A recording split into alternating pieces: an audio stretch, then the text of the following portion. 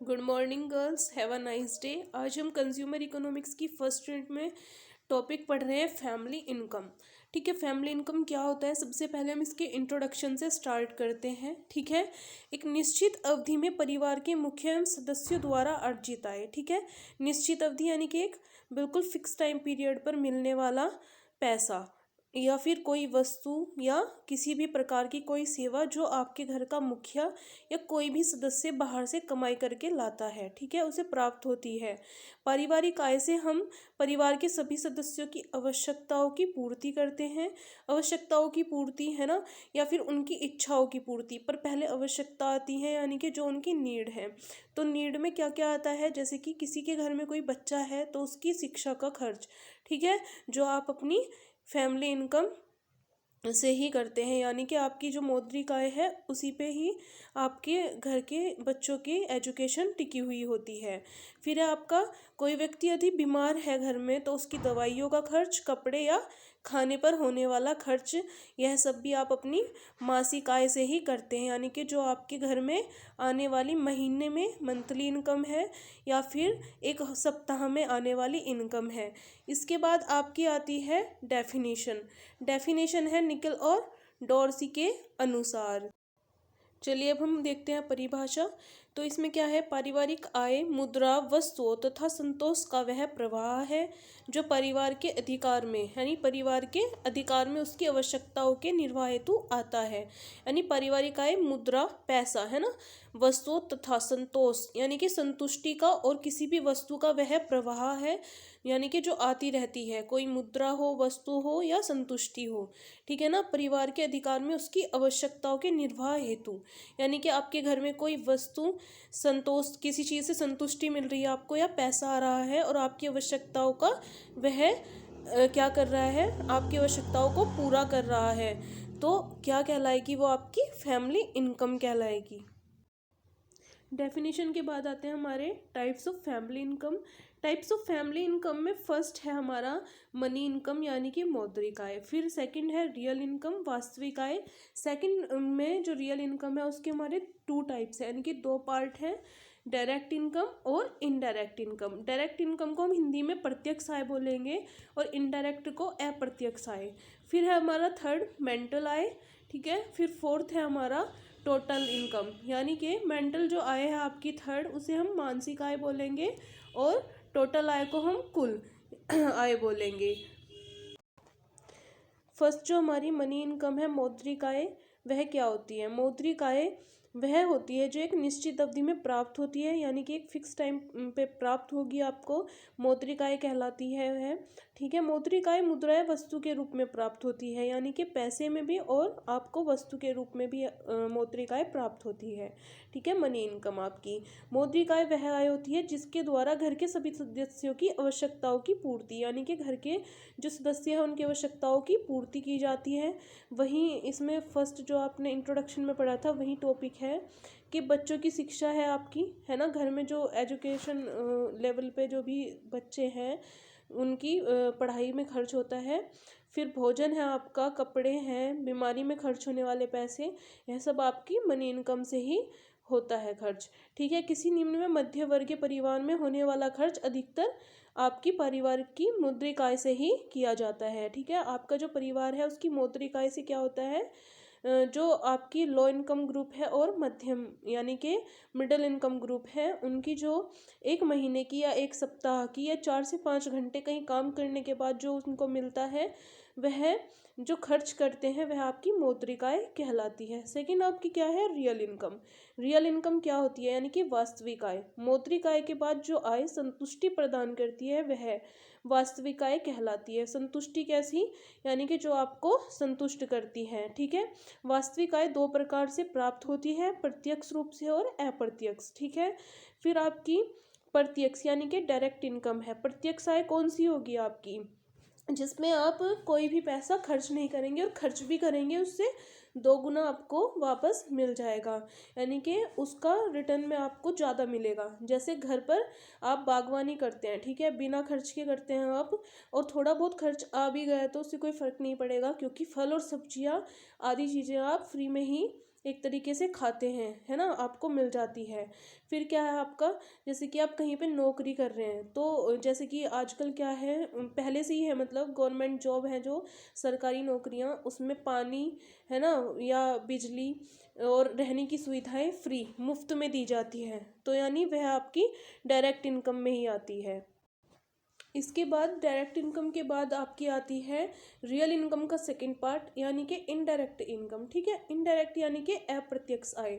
अप्रत्यक्ष आय यानी कि वह आय होती है जिसमें पैसा खर्च करके, है ना, आपको सेवा या वस्तु की प्राप्ति की जाती है या होती है। ठीक है, यानी कि आपने पैसा दिया, उसके बाद आपको किसी भी चीज़ मतलब आपने कोई भी चीज़ ले ली और उसके बाद आपको संतुष्टि प्राप्त होगी। ठीक है, संतुष्टि कैसी, जैसे कि आपने गाड़ी गाड़ी लेंगे आप, तो आपको ये लगेगा कि हाँ, मैंने अपने पैसों से या अपनी मुद्रा से, अपनी आय से कोई चीज़ खरीदी है, तो वो आपको एक संतुष्टि देगी क्योंकि वो आपकी इच्छा थी। ठीक है, फिर अनाज है, अनाज सबकी नीड है, आवश्यकता है ना, खाने के लिए अनाज सबको चाहिए होता है। कपड़ा या कोई भी महत्वपूर्ण वस्तु, ठीक है, जो आप पैसे से खरीदते हैं, ठीक है, बाहर से आप मुद्रा चुका करके, पैसा दे करके खरीदते हैं, वह आपकी इनडायरेक्ट इनकम के अंतर्गत आ जाएगी। फिर आपकी थर्ड है जो मेंटल इनकम, है ना, यानी कि मानसिक। ठीक है, मानसिक से ही आपको समझ आ रहा होगा, यानी कि आपके मस्तिष्क को जो संतुष्टि प्रदान करती है। ठीक है, ऐसी इनकम आपकी, ऐसी आय। मानसिक आय को क्या है, इसका ना तो कोई आप इसे तोल सकते हैं ना माप सकते हैं, इसका आय का कोई भी यानी मापन नहीं किया जा सकता, इसको नहीं मापा जा सकता। ठीक है, किसी भी कार्य क्षेत्र में जब आप कोई जॉब कर रहे हैं, ठीक है, जॉब करते करते आपके कार्य से जब आपके बॉस या कोई भी संतुष्ट हो, है ना, और आपकी सराहना करें, यानी कि आपकी प्रशंसा करें सबके सामने, ठीक है, उससे आपको जो मानसिक संतुष्टि, ठीक है, आपका दिमाग जो संतुष्ट होता है, जो खुशी आपको मिलती है, उसे आपकी मानसिक आय बोला जा सकता है।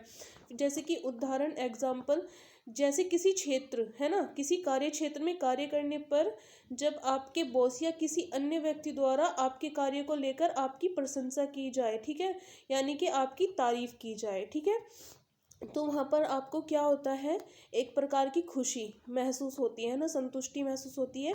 या तो आपके वेतन में वृद्धि कर दी जाए, या आपको कोई अन्य वस्तु, है ना, गिफ्ट वगैरह आपको दिया जाए। ठीक है, तो उससे आपको क्या होगी, संतुष्टि मिलेगी, खुशी मिलेगी। ठीक है ना, मानसिक खुशी जब आपको वो होगी और संतुष्टि होगी अंदर से, तो वह आपकी क्या कहलाएगी, मानसिक इनकम, यानी कि मानसिक आय कहलाएगी, मेंटल इनकम कहलाएगी। फिर आपका फोर्थ आता है टोटल इनकम, मौद्रिक आय, है ना।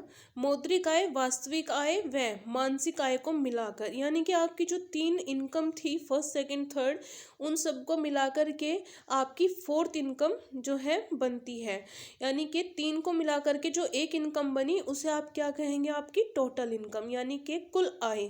ठीक है ना, कहा जाता है इसका उपयोग वस्तु या सेवाओं, ठीक है, आदि को उपभोग करने के लिए किया जाता है, जिससे संतुष्टि प्राप्त होती है। उपभोग यानी कि किसी भी चीज़ को आप इससे खरीदते हैं, आपको हर प्रकार की संतुष्टि महसूस होती है, वह प्रत्यक्ष तरीके से आपको मिल रही हो चाहे अप्रत्यक्ष तरीके से आपको मिल रही हो।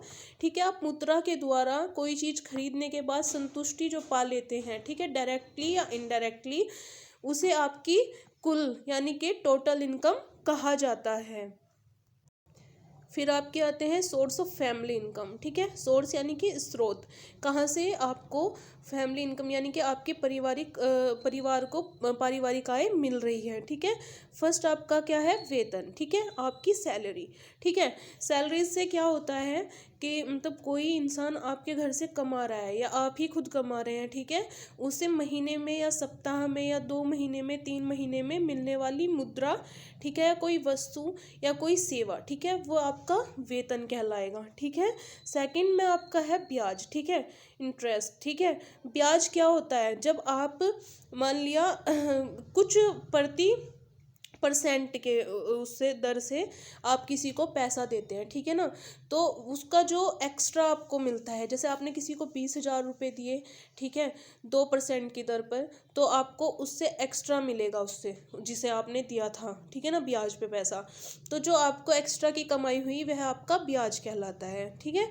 तो फिर आपका थर्ड है इसमें छात्रवृत्ति, स्कॉलरशिप, यानी कि जो स्टूडेंट्स को दी जाती है कॉलेजेस में, स्कूल में, ठीक है ना। स्टूडेंट को क्यों दी जाती है?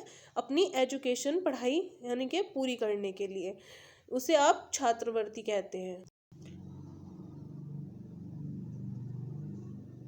छात्रवृत्ति के साथ साथ, मतलब कि पैसे के साथ साथ छात्रवृत्ति में आपका क्या है कि जो स्टूडेंट्स हैं उन्हें और भी वस्तुएं दी जाती हैं, जैसे कि ड्रेस है ना, या फिर स्कूल बैग है, ठीक है, इस टाइप का। फिर आपका फोर्थ है मजदूरी, मजदूरी यानी कि वेज, ठीक है ना। तो इसमें क्या है आपका, मजदूरी क्या होती है? जब आप 3 से 4 घंटे कहीं पे वर्क करके, है ना, मजदूरी डेली वर्कर जो होते हैं आपके, है ना, प्रतिदिन जो कार्य के लिए जाते हैं, उससे मिलने वाला जो पैसा होता है, जैसे कि 500 रुपये पर घंटा, या 2 घंटे के 500 रुपये आपको दिए जाते हैं, या 400 रुपये आपको दिए जाते हैं, वह आपकी मजदूरी कहलाती है। फिर आपका इसमें है फिफ्थ, यानी कि बख्शीस, फिफ्थ जो है आपका बोनस, ठीक है। बोनस आपको कब मिलता है? जब आप किसी कंपनी में कहीं पे जॉब कर रहे होते हैं, दिवाली टाइम पे, होली टाइम पे, है ना, आपको बोनस दिया जाता है। वह गिफ्ट भी हो सकता है, वह किसी प्रकार का पैसा भी हो सकता है ना, पैसे में बढ़ोतरी करके दे देंगे आपको, तो यह आपका बख्शीस या बोनस कहलाएगा। फिर आपका आता है 6 नंबर पे किराया, यानी कि रेंट, ठीक है। रेंट क्या है? जब आप अपना घर, है ना, या अपना कोई भी दुकान किराए पे देते हैं किसी को, उससे मिलने वाला पैसा या मुद्रा आपका किराया यानी कि रेंट कहलाता है। फिर सेवन्थ है आपका लाभ, यानी कि प्रॉफिट, ठीक है। लाभ क्या है? जब आप किसी पैसे को अपने इन्वेस्ट करते हो, ठीक है ना, इन्वेस्टमेंट करते हो कहीं पर, ठीक है, तो उससे जो एक्स्ट्रा आपको पैसा मिलता है, जैसे कि मान लिया आप कोई बिजनेसमैन है, आपने वहाँ पर 2, 2.5 या 4 लाख रुपए लगाए, और उससे बढ़ कर के आपको मुनाफा हो करके उसमें, और आपको एक्स्ट्रा पैसे मिले, तो यानी कि वो आपको प्रॉफिट हो गया उस मतलब जॉब में या उस व्यवसाय में, ठीक है। फिर आपका एट्थ पे आता है पेंशन। पेंशन क्या है? जो यानी कि सेवानिवृत्ति भी आप इसे कहते हैं। सेवानिवृत्ति यानी कि जब आपकी जॉब पूर्ण हो चुकी हो, पूरी हो चुकी हो, ठीक है ना। एक टाइम पीरियड होता है, गवर्नमेंट जॉब होते हैं, कोई सेमी गवर्नमेंट जॉब होती है, तो उसमें आपको पेंशन दी जाती है।